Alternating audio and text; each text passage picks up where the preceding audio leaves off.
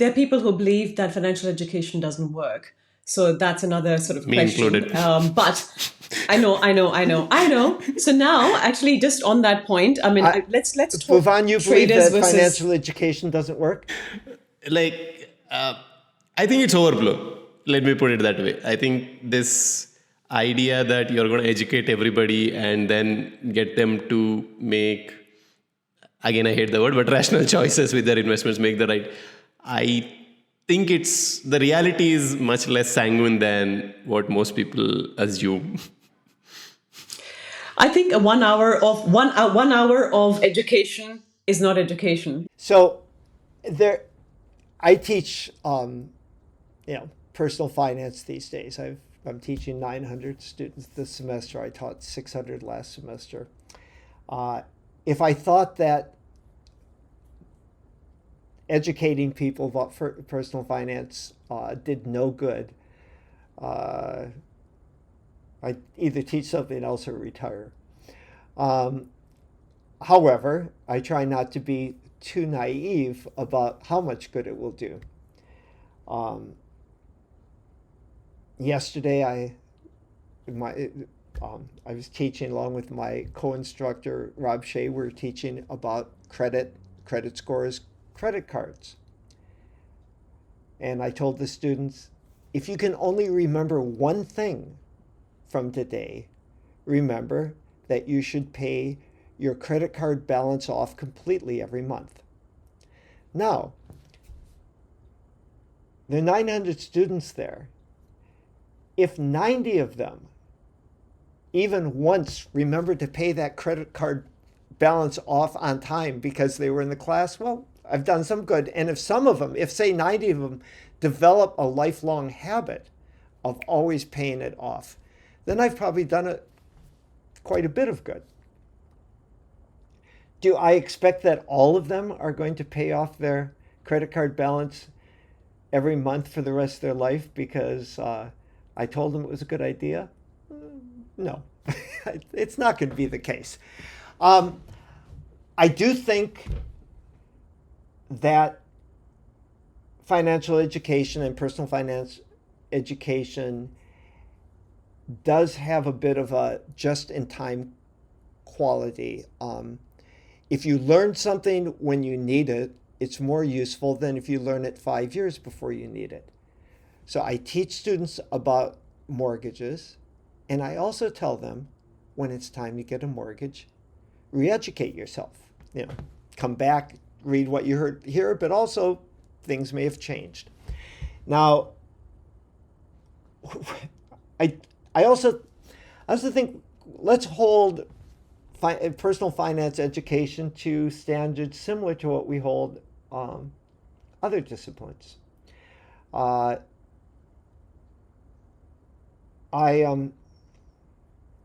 studied math when I was first in college, and I dropped out of college and didn't go back for 18 years. And I went back and decided to study statistics when I went back.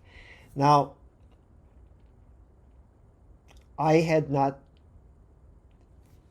done any calculus. It turns out in the world, I didn't have a math-oriented job.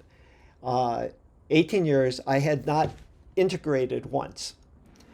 And I went back to college, and did I remember how to integrate? I'd have to say no. However, I quickly retaught myself calculus, and it was a whole lot easier learning it, knowing I had already known it. If you took a bunch of undergrads and say 3 years after they took a single calculus course and asked them to integrate by parts, I think the only ones who would be able to do so are the ones who had continued using math.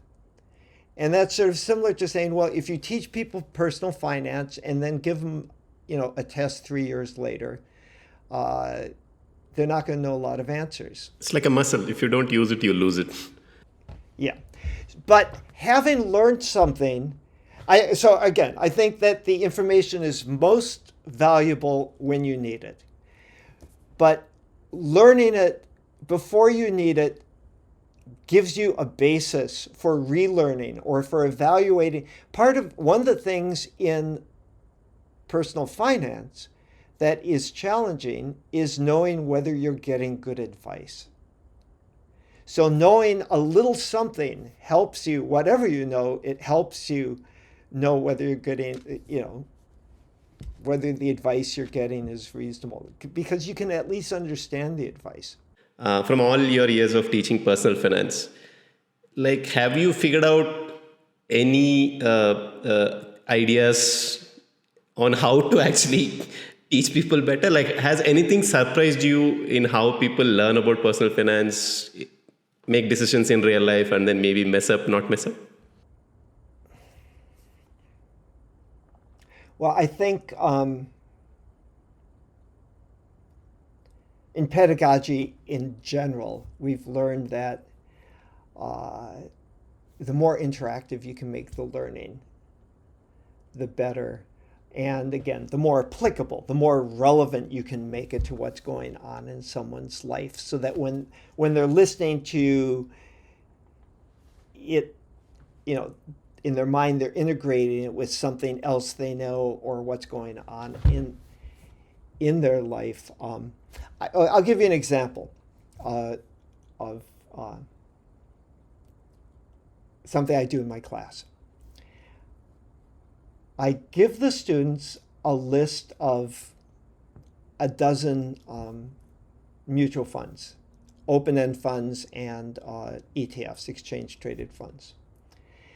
Then I show them how to look up the fees for funds on the internet. You can do so at FINRA, has a fund analyzer, Morningstar. You can also go there and look up the fees on funds.